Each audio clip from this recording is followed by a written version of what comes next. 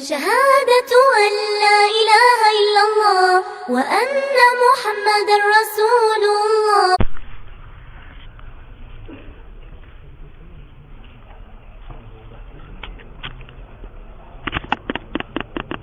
وَيَنْحَصِرُ فِي ثَمَانِيَةِ أَبْوَابٍ. یہاں سے ہیں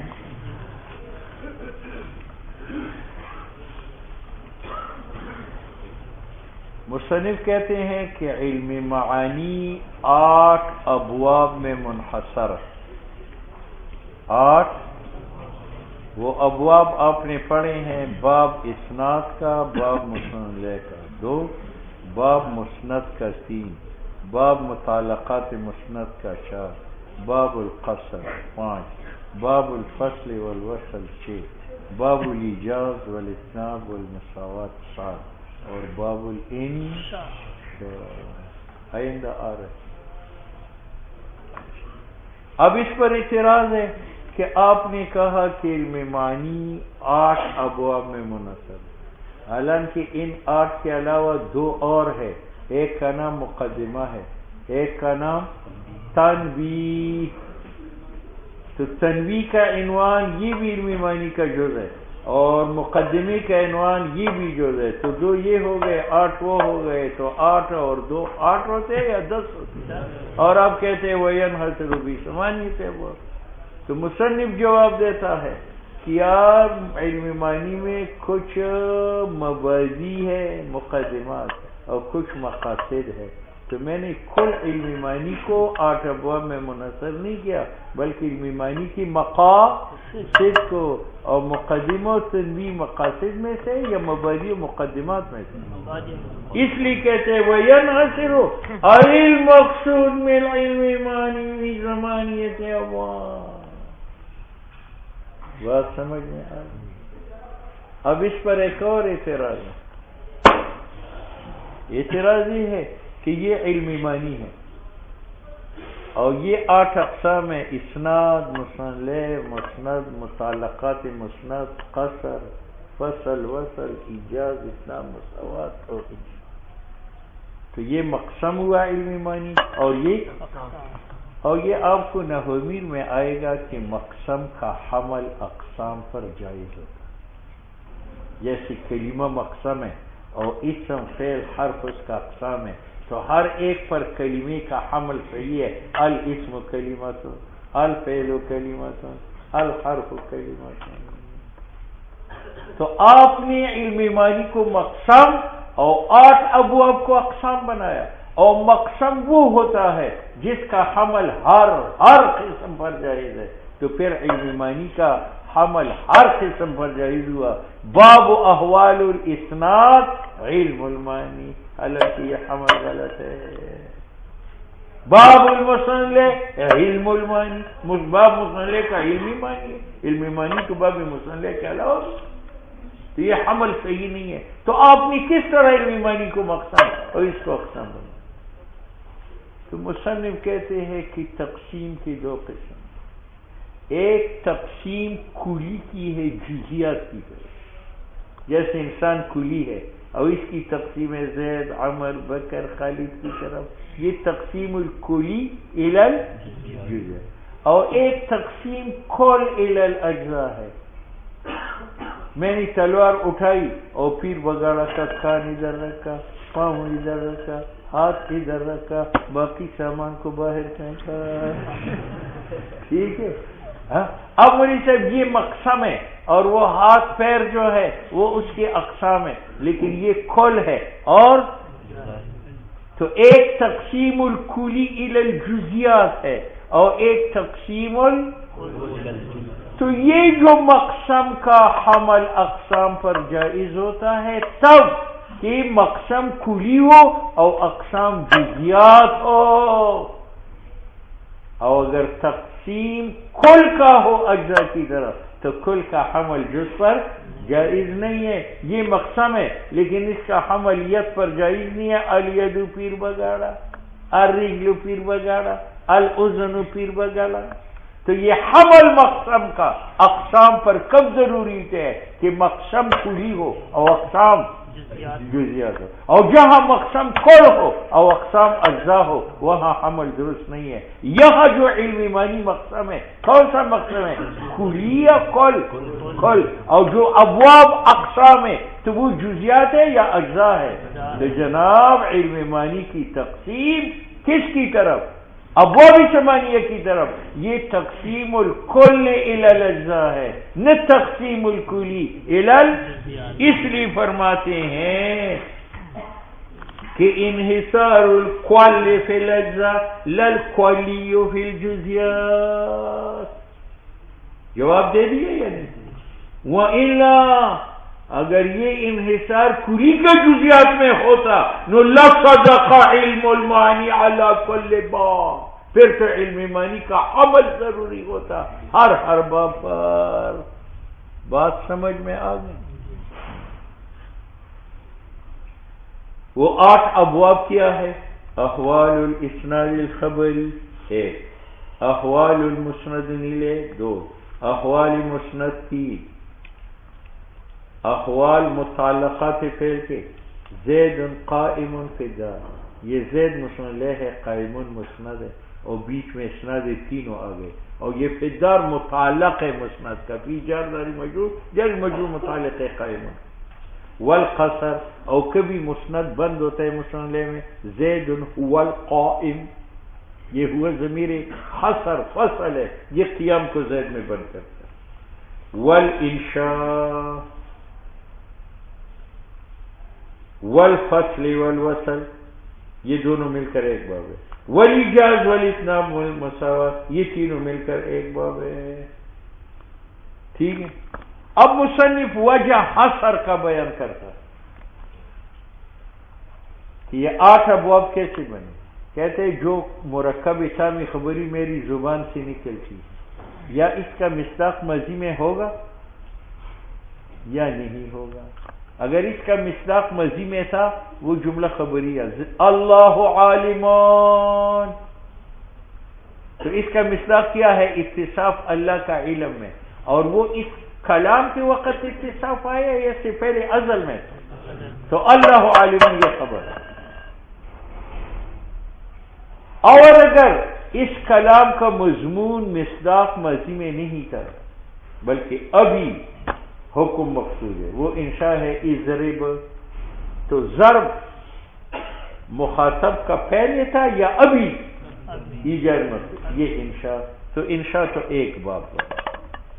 وہ خبر اللہ عالم، تو اس میں مسند ہے تو باب مسند کا بنا، عالم مسند ہے تو مسند باب المسند بنا، اور دونوں میں اسناد ہے تو باب الاسناد بنا۔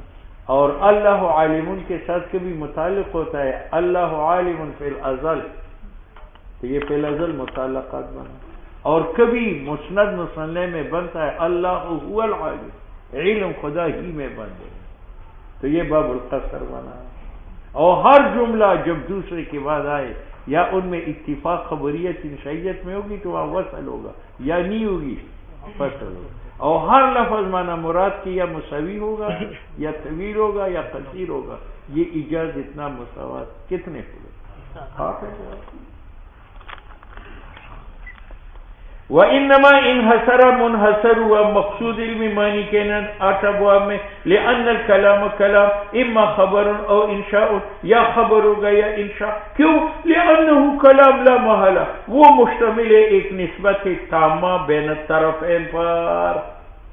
زید قائم، یہ کلام خبری ہے، یہ مشتمل ہے ایک نسبت تامہ پر جو قائم ہے بنفس المتکلم میری ذہن میں۔ نسبت کا معنی تعلق احد الشیئین کا جو مسند ہے بالآخر مسند کے ساتھ، اس طریقے پر کہ اس پر سکوت صحیح ہو، خواہ ایجابن ہو اللہ عالم یا سلبن ہو اللہ لیس بجاہل او غیرہما، یا ایجاب و سلب بالفعل اس میں نہ ہو جیسے انشائیات میں اضرب۔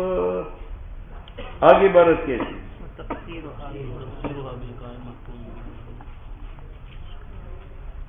سنو بھائی، نسبت کا معنی ہے تعلق المسند بالمسند۔ اب یہ کلام خبری کو بھی شامل ہے، زید قائمون، زید متعلق ہے قائمون کے ساتھ، ہے یا نہیں؟ تو یہ نسبت ہے. اور اضرب کو بھی شامل ہے. اضرب جو ہے اس کا تعلق آیا ہے انت مختصر کے ساتھ. تو نسبت کا معنی تعلق شیئن بشیئن، یہ شامل ہے نسبت خبری کو بھی اور نسبت.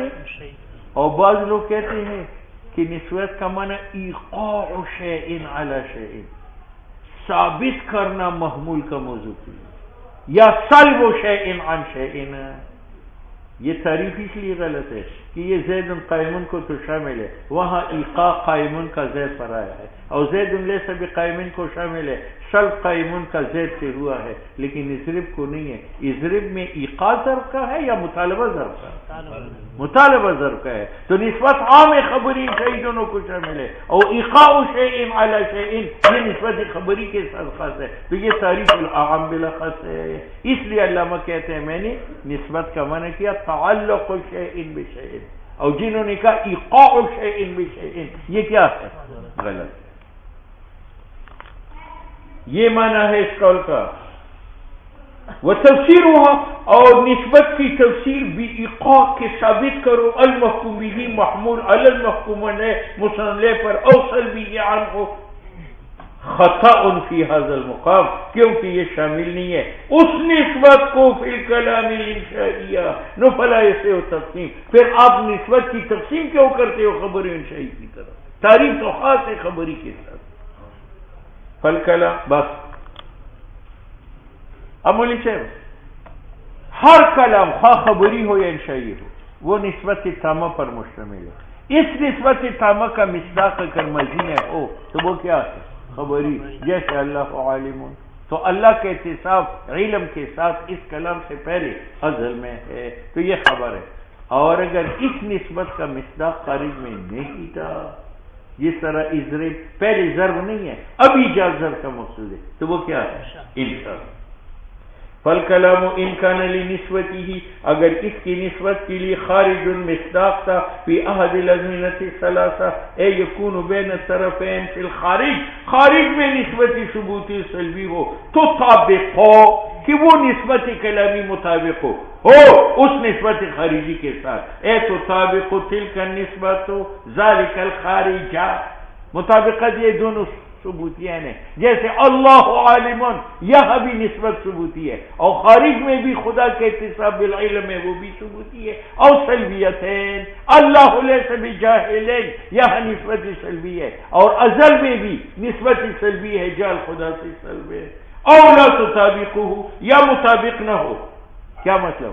یعنی جو نسبت مفہوم کلام سے ہے وہ ایجابی ہے اور خارج میں سلبی ہے، یا کلام میں سلبی ہے اور خارج میں وجودی ہے.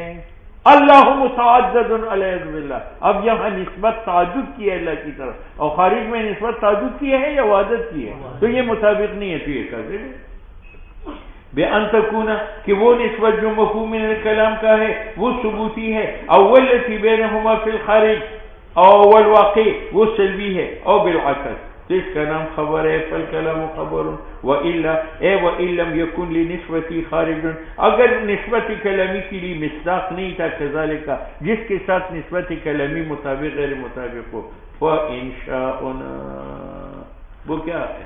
انشاء ہے. بات سمجھ میں آ گئی؟ اچھا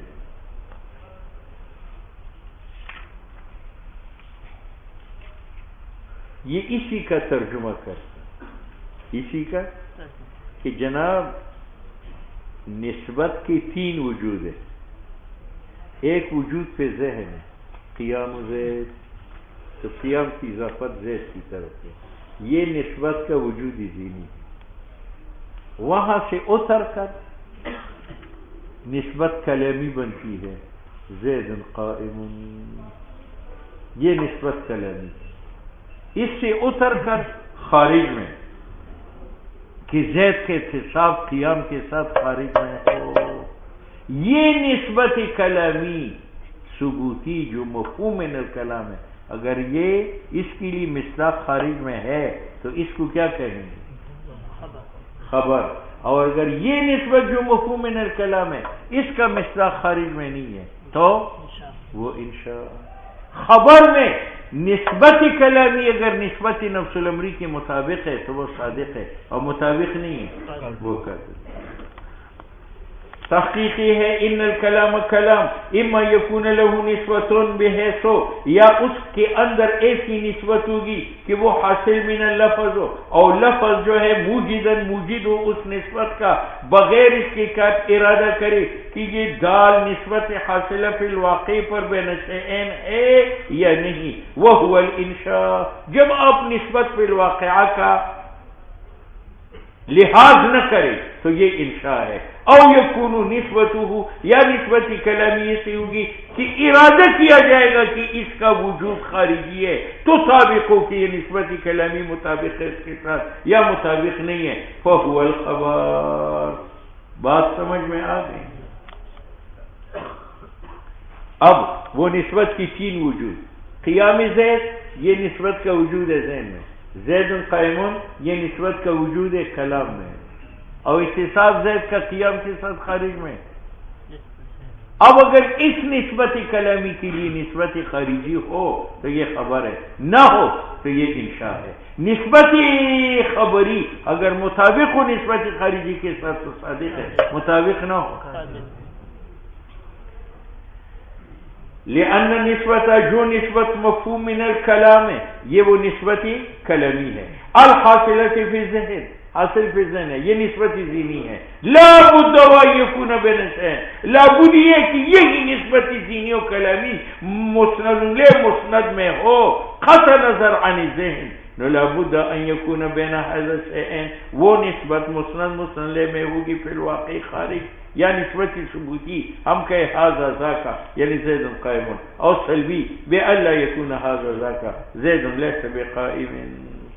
ٹھیک ہے، پھر بیچارہ کہتے ہیں کہ پہلے آپ مضمون کا تصور کریں، قیام زید یہ نسبت ذہنی، پھر اس ذہنی نسبت کا اظہار کریں کلام کے ذریعہ، زید قائم یہ نسبت کلامی، ہاں پھر زید کے اتصاب قیام کے ساتھ خارج میں مانو، یہ کیا ہے؟ نسبت خارجی۔ اچھا جی، الا ترى انك اذا قلت زید قائم فان نسبت القیام، نسبت قیام کا وہ حاصل ہے زید کی طرف قطعا، سواء قلنا، یہ سواء قلنا سے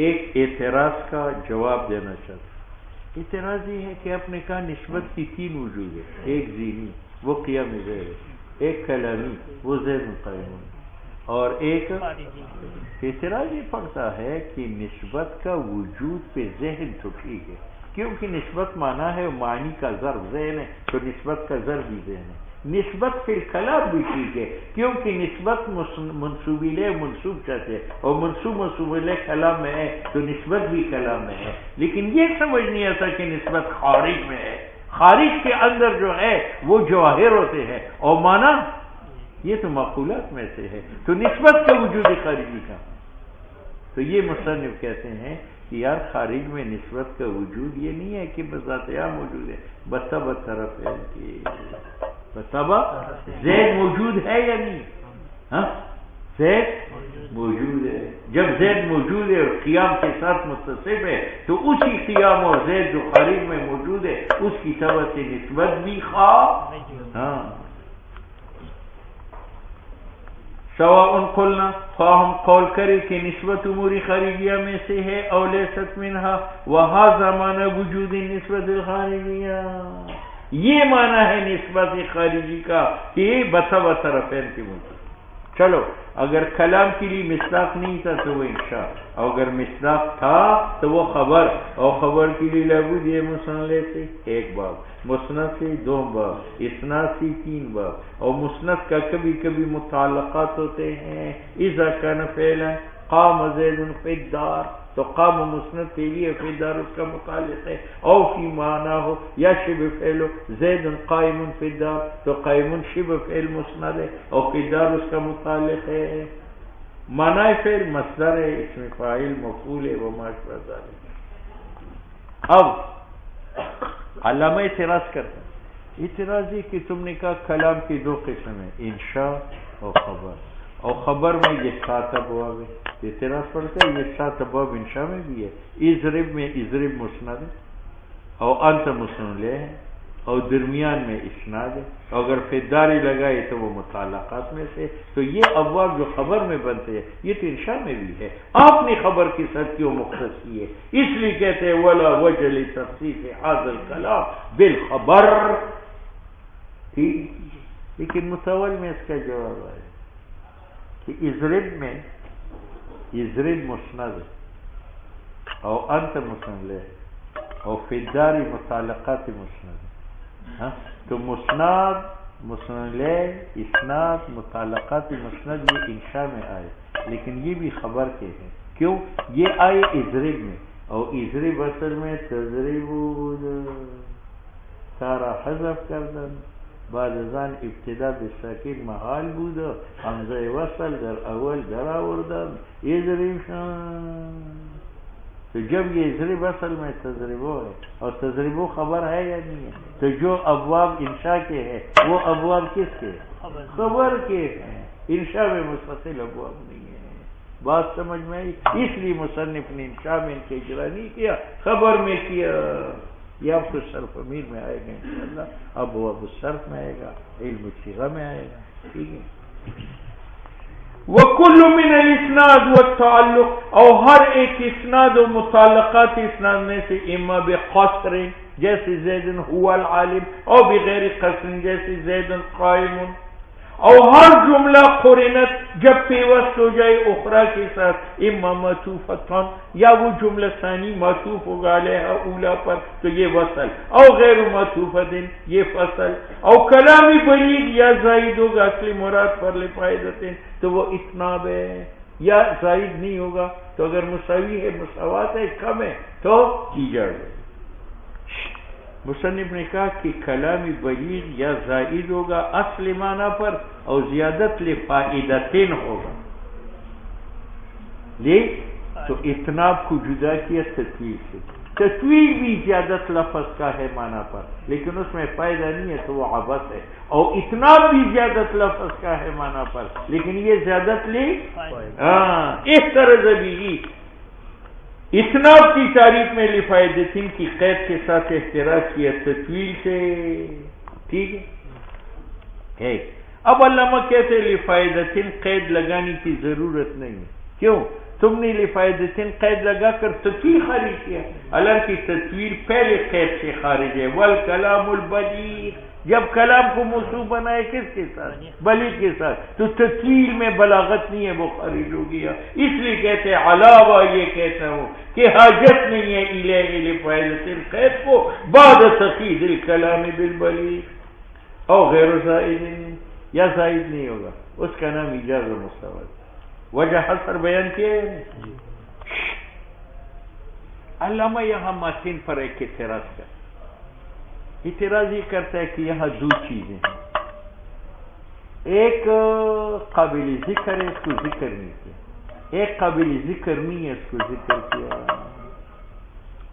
دو چیزیں ہیں، ایک قابل ذکر تھا لیکن اس کو یہ کوتا ہے، اور ایک قابل ذکر نہیں تھا اس کو ذکر کیا. وہ دو چیزیں کیا ہے؟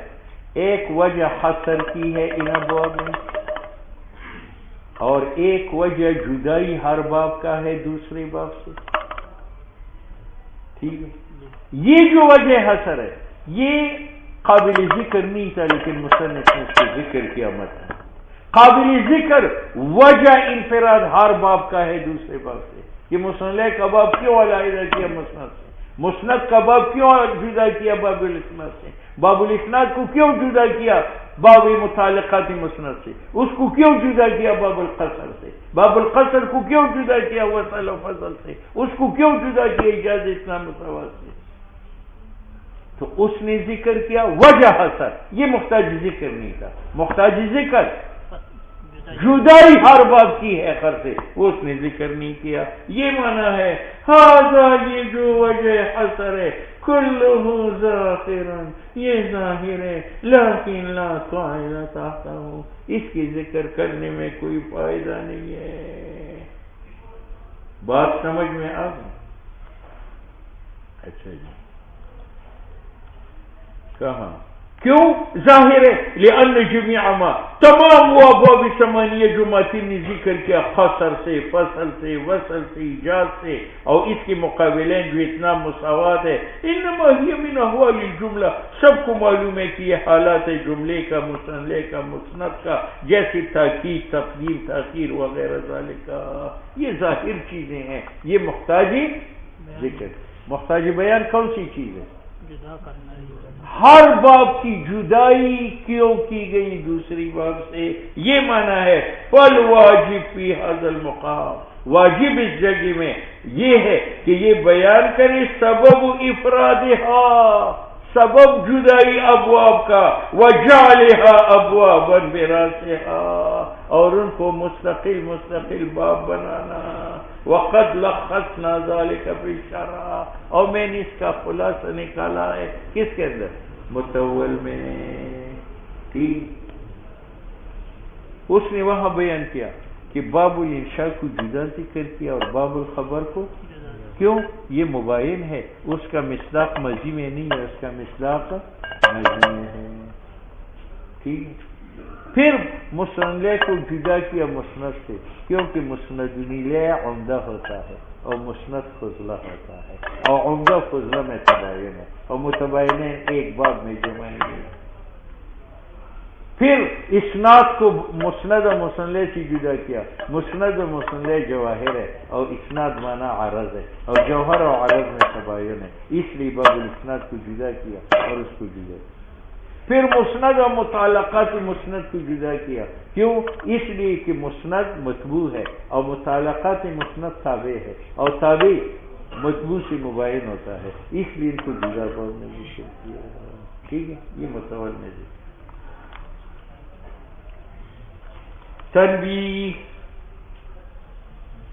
بس حالانکہ سبا اور 10 کے اور تلخیص ہوئے دا ډېر مشکل باب دی او دا په منځ کې د پرېښودو نه دی دا به تلخیص رسو هغې احوال الاسناد الخبري که منځ کې پرېښوده نو بیا پرې نه پوهېږي